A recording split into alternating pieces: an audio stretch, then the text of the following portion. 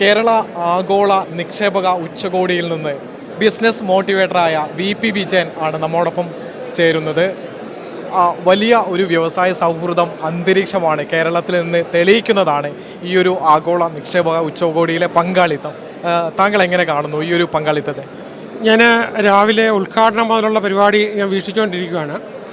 ആൾക്കാരുടെ മുഖത്തൊരു വലിയ പ്രത്യാശ കാണുന്നുണ്ട്, ഉത്സാഹം കാണുന്നുണ്ട്. പിന്നെ ഈ ഓവർവെൽമിംഗ് ആയിട്ടുള്ള രജിസ്ട്രേഷനും റെസ്പോൺസസും ആയിരുന്നു. അപ്പം കേരളത്തിലൊരു വലിയ പ്രതീക്ഷയാണ് ഇപ്പോൾ നടക്കുന്നത്. തീർച്ചയായിട്ടും വലിയ വലിയ മാറ്റങ്ങളുണ്ടാവും.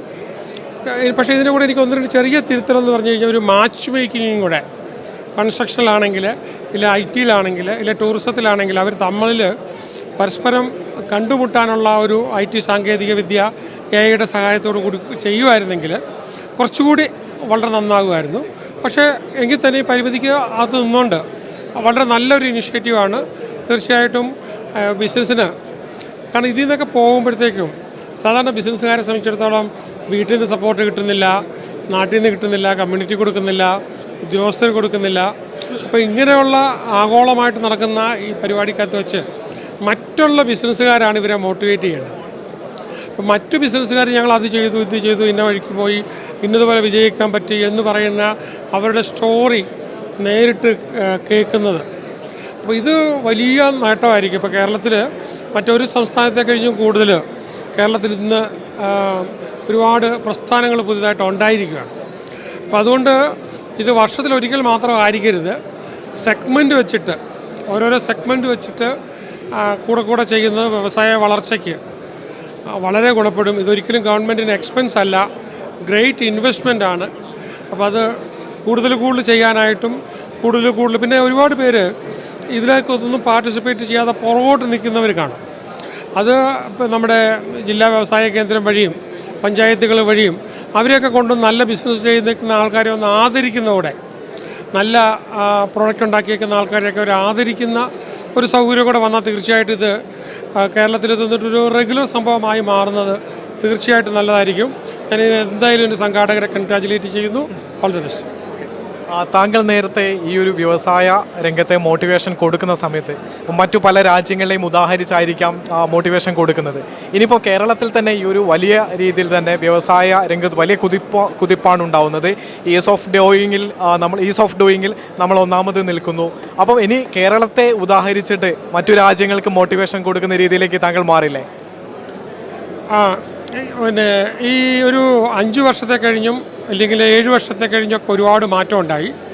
പക്ഷേ എന്നിരുന്നാലും ഗവൺമെൻറ്റിൻ്റെ ഭാഗത്തു നിന്നും പൊതുജനങ്ങളുടെ സൊസൈറ്റിയുടെ ഭാഗത്തു നിന്നും ബിസിനസ്സിന് വേണ്ടി കാര്യമായ എഫർട്ടുണ്ട്.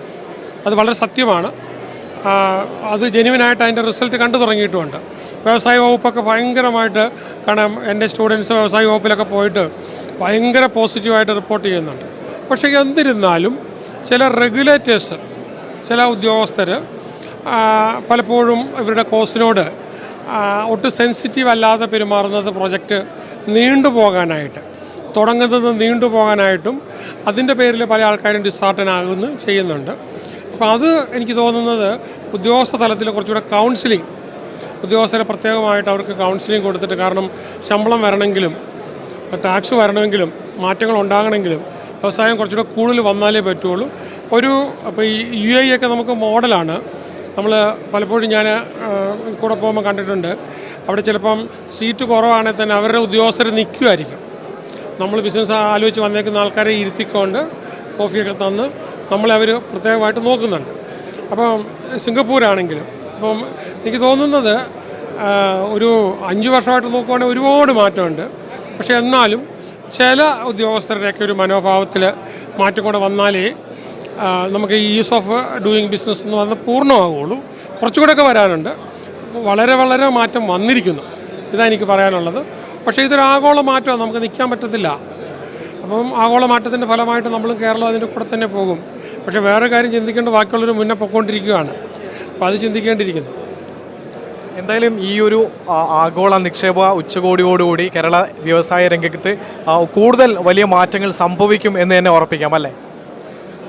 തീർച്ചയായിട്ടും ഈ ബിസിനസ് ചെയ്യുന്ന ആൾക്കാർ ഇപ്പോഴും നമുക്കൊരു കൾച്ചറിൽ മാറ്റം വരുന്നത് ഒറ്റപ്പെട്ട ബിസിനസ്സുകളാണ് ചെയ്യുന്നത്. പക്ഷേ പല പ്രോജക്റ്റുകളും ഒന്നിച്ച് സംഘടിച്ച് ചെയ്യുവാണെങ്കിൽ 500 കോടി 200 കോടി 800 കോടിയൊക്കെ പ്രോജക്റ്റുകൾ നമുക്ക് ധാരാളം കൊണ്ടുവരാനായിട്ട് പറ്റും. അപ്പോൾ അത് ഇങ്ങനെ ഈ കൂടിക്കാണുമ്പോഴാണ് ഇവരുടെ ഐഡിയ അങ്ങോട്ടും ഇങ്ങോട്ടും അവതരിപ്പിക്കുന്നതും അതിലൂടെ അവർക്കൊരു വലിയ സാധ്യതയിലേക്ക് അവർ പോകുന്നതും. തീർച്ചയായിട്ടും അവർക്കത് ചെയ്യാനായിട്ട് കഴിയും. വളരെ നന്ദി ശ്രീ വി പി വിജയൻ.